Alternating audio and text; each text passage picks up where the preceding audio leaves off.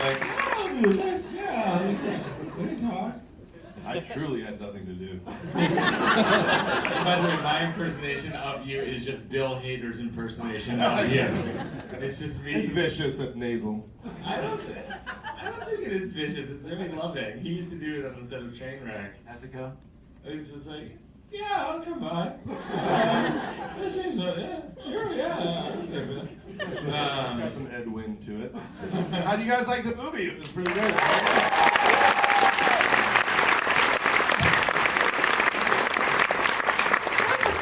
Where you start these things. I like It's so to. professional. I was an MC at the Improv in St. Louis for many years, so I'll rev up a crowd. I was an MC for many years at the Comic Strip Live on the Upper East Side. Were you?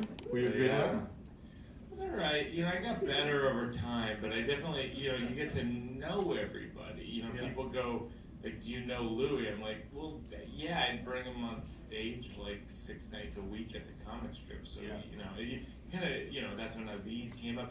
Aziz was like, when I was at MC at the at the Comic Strip, Aziz was like 19 or like 18, and he was like, and I remember being like, this guy at St. Lucian who ran the club and who's now passed away. I'm like, this guy Aziz, he's like terrible. and Lucian goes, well, that's how you talk. It's an impersonation of someone you don't know. He would go, well, in my experience, when people come, they're 17, 18, 19 years old, Sagher and Eddie Murphy, the list goes on, and they end up figuring it out. He did say that, and it was true. It was Aziz, of course, and those other guys too. I remember seeing Sarah Silverman when she was 18 years old, and also Dave Chappelle. Yeah, was like a Chappelle young was like kid. doing it at 15. Wait, No did you joke, see he something was. in them that you felt like, oh, there's something special there, or there was nothing in them? Oh yeah, I think that you like immediately thought, this is how funny we are at 18. I mean, I feel like Pete Davidson is like that Oh gosh, now yeah. from Saturday Night Live, where he's 22, and I think back on how funny we were at 22, and it was not good. It was not that, yeah.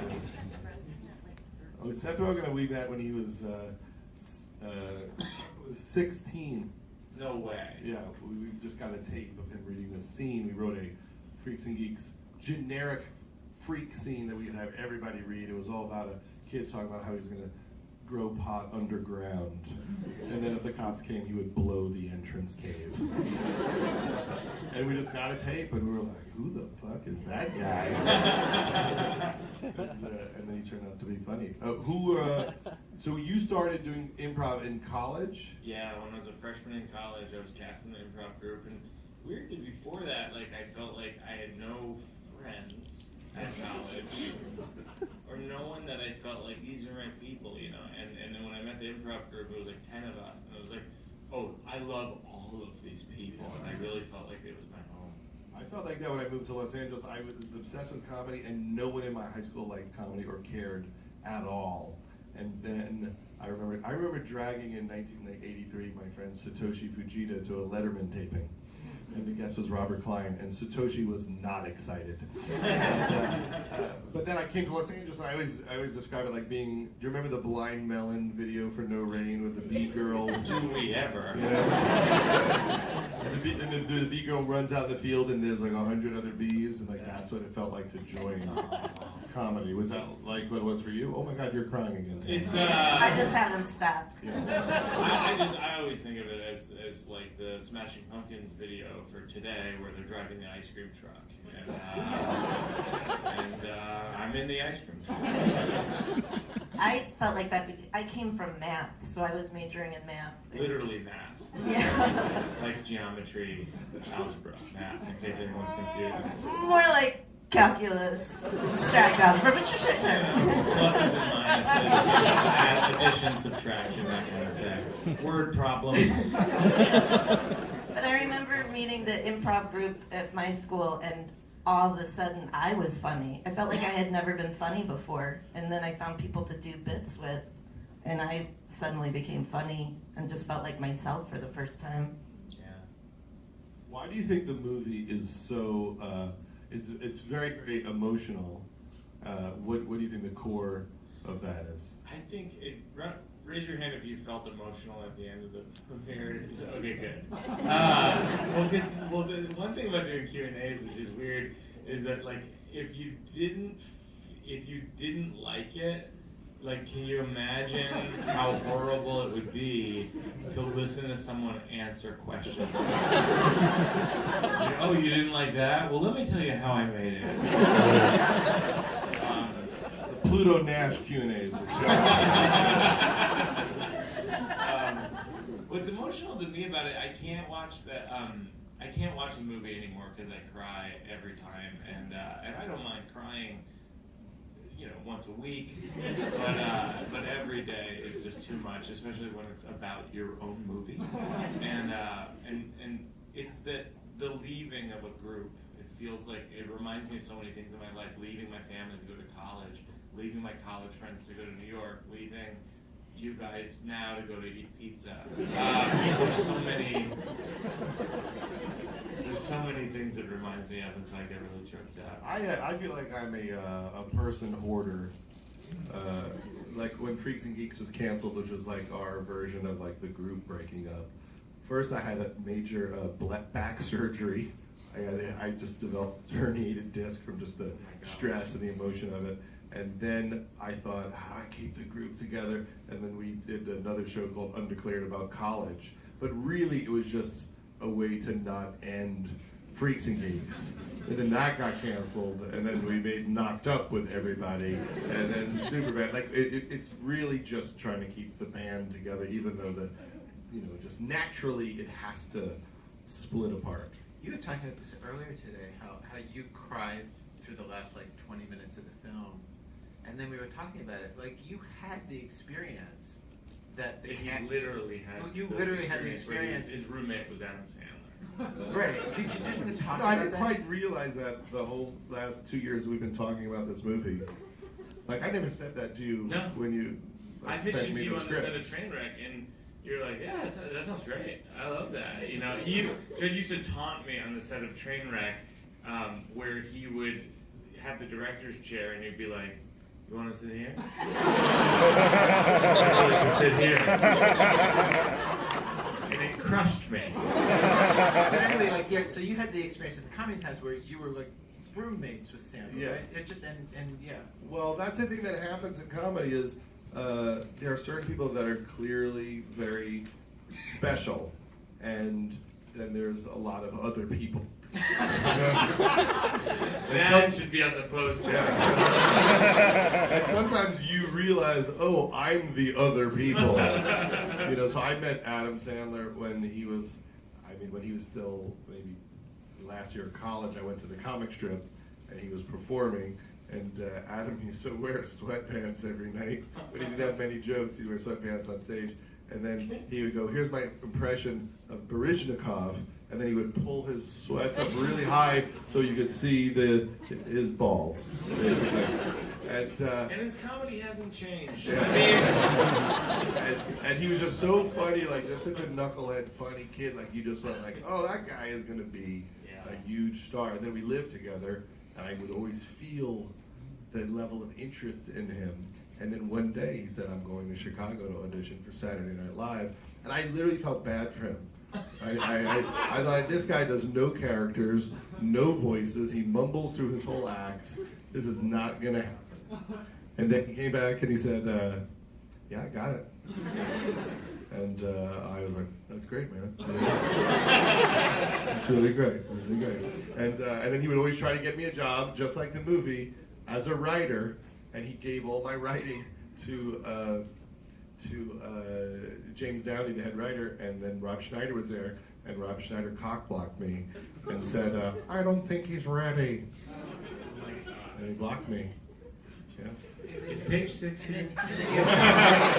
And then we were talking about this, you stopped performing. And then I kind of stopped performing because I kept getting writing work, and I thought, I don't think I'm as funny as Sandler. I don't think people want to watch me and Billy Madison. So he gets on Saturday Night Live and you quit performing, and it's so exactly the movie. Yeah. But there's two things I want to point out. One is you didn't get bitter. Like, did you make a decision Yeah, to not that's be true. bitter? No, I decided to get rich instead. No, but I would say famously not bitter. Like, if anyone who's worked with Judd, they know, like, he doesn't trash other comics ever, and which is one of comics' favorite things to do. But you also, so much of your work is about making other people look good. Yeah, no, I like comics and I like comedy, and I always feel like sometimes I have to make comedy just to be allowed to hang out with comedians. And that's the only reason why I do it. It's not the other way around. I'm like, I have a story to tell. I'm just like, oh, I better make something soon or my thing will be over and then I can't really call anybody. The other thing that I love about your story though now is you are performing again. Yeah, I've been doing the stand-up. Which I also just love because we get, especially I feel like in my 20s is when I had the most absolutes of like, it's gotta happen now, it's gotta happen that way, that it happened for that other person, and since it's not happening that way, it will never happen. And just life is a lot longer. And Yeah. Well, not for me because I'm not in good shape, but for other people. This woman, are you crying from the movie? A little bit of both. Okay. Okay. Does anyone have questions about the movie? Because I want to stay focused on if you guys have anything that's burning inside you. Go ahead. Oh, the shot stand-up kid. Lime-colored shirt. I was just wondering, improv, a movie about improv is a very interesting topic. How did you think of that? So, the question is, how did you think of a movie about improv? And I started doing it in college, and then a few years ago, after I directed Sleepwalk with Me, which was my first movie, I started to go back in my head and think about, like, how did I even make it through this? I mean, you probably had that when you directed your first movie, where you were like, it's so much harder than you think it's going to be. And I realized that it was the principles of improv, like, don't think, and it's all about the group, and say yes, that these principles of collaboration that actually got me through it. And so I started doing more improv, and that's when Tami and I started working together and Matt and Chris Gethard, who's in the movie, and then we started having like a regular Wednesday show, and then at one point I sort of came up with this idea for it. Go ahead, gentleman with glasses. Yeah. What were the challenges of making improv work on the movie screen? So, Excellent voice projection. First of all, excellent voice projection. Second of all, the question is, how did you make it work on the big screen, improv? That was actually one of me and my cinematographer's goals, was how do we sort of immortalize this ephemeral art form that's very hard to capture. And we thought, why don't we shoot it like a dance scene or a fight scene where it's on shooting on Steadicam, and the camera operator is sort of the seventh member of the commune, and so the camera operator sort of weaves in and out, and we got better at it. As Were there crowds there when you did it all the time? Yeah, we got crowds. So and would it distract them, or would they laugh? Yeah, no, they were really supportive. We kind of let them in on it. We're like, guys, some of this stuff we're gonna repeat over and over and act like it's the first time, and some of these things are gonna be improvised. So just have fun and enjoy it and take it in. And was that an improv crowd, or you paid extras to watch? both. So with Sleepwalk with Me, one of the things that really frustrated me in the edit was that a lot of the extras were kind of like fake, like in the comedy scenes, stand-up comedy scenes would like fake laugh, and it was like that's not what we want. We want real laughter. And so I said to my line producer Danielle, like, we need real audience members. And she was like, well, the union won't let us have real audience members. I'm like, well, the union they want SAG audience members. And I'm like, well, don't they want to support film being good? It is frustrating sometimes with unions, because sometimes they do wonderful things, but then sometimes they get in the way of doing things as well as you can do them. And so the compromise we made with the union was, you can pay 50 extras, and then past that, you can get whoever you want to kind of fill it in. So it was a mixture of paid extras. And you put on your fans. Facebook, I just put it on my Facebook page, and so it'd be a lot of Birbiglia fans. Yeah, so it was, and a lot of people, like a lot of improv groups from like this improv group from Philly, from the Philadelphia Improv Theater, came to town, and it was a good bunch of people. And in between takes, like Keegan, who is like the opposite of someone who has a movie star attitude of being like, I'm going to be in my trailer in between setups. Like, he would like entertain the audience at all times. And you know, part of that was we couldn't afford trailers. But we were really lucky. And then there was sort of real the team captain. Yeah, and then there was improv that you would do in those things. Like you had some of the improvs, you have plot points you need to hit, but then other ones were real improv. And there was some really funny stuff Keegan would do that just wasn't just didn't end up in the film. Like, Well, at one point, you mean the Cosby thing? yeah. Well, at one point, I Hey, be cool. Cosby's a good guy. Well, at one point, I wanted to get a shot of the audience, but I knew that if we were doing what we had rehearsed and they'd heard before, they wouldn't laugh truly. So I just said to Keegan, like, can you just do Obama, like in a press conference, and then me and Tami and these other guys will just say questions at a press conference, and then Tami asked the funniest question, which was, she knew from working in Second City with Keegan. You know what it was? Yeah. It was a Mad TV thing, actually. It was an old Mad TV bit that I'd written for him that he'd actually reminded me of a week earlier, which was, who would win in Alien versus Predator, I think? No. I think you did ask him that. You totally asked him that. No, but you said asked him if you he raised your Cosby. question in the fake press conference, and the camera's rolling on the audience, and Keegan's standing there, and the question you said is, Mr. President, I understand that you've been working on your Bill Cosby imitation, and Keegan did Obama doing Cosby. It wasn't his actual. It was like if Obama were to do Cosby. So it was like, so he was like Obama doing Cosby, so it was something to the effect of like, now look, I've been working on this impersonation. You know, like he went from Obama into Cosby, and people just lost their shit at the idea that Obama would do Cosby. I mean, certainly Cosby would do Obama, but I don't know If he was asleep. I may not ever say that.